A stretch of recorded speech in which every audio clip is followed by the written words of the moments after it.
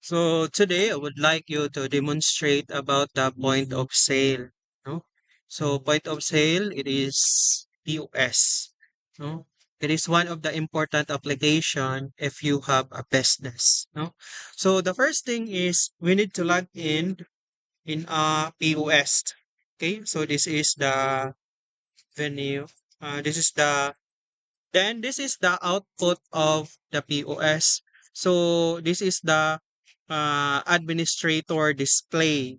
No? So the dashboard displays about the total items, total sales, then as well as the available categories and as well as the users, no number of users available in the system. So there are also a functionality of the system, the POS, the inventory.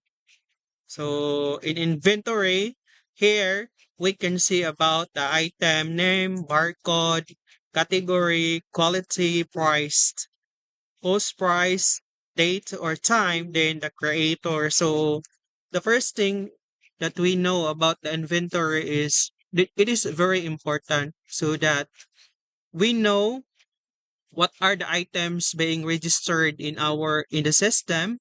Then the most important thing is we have to set up it properly, no?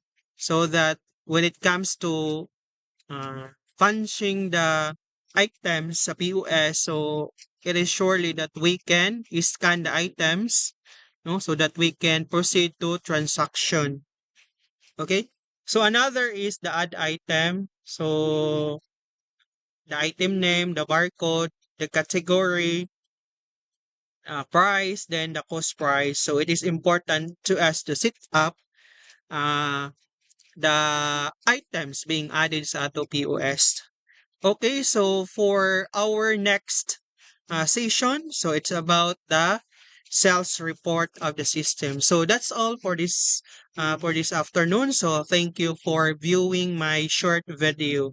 I hope that you continue watching our next video for the functionality of the food POS system.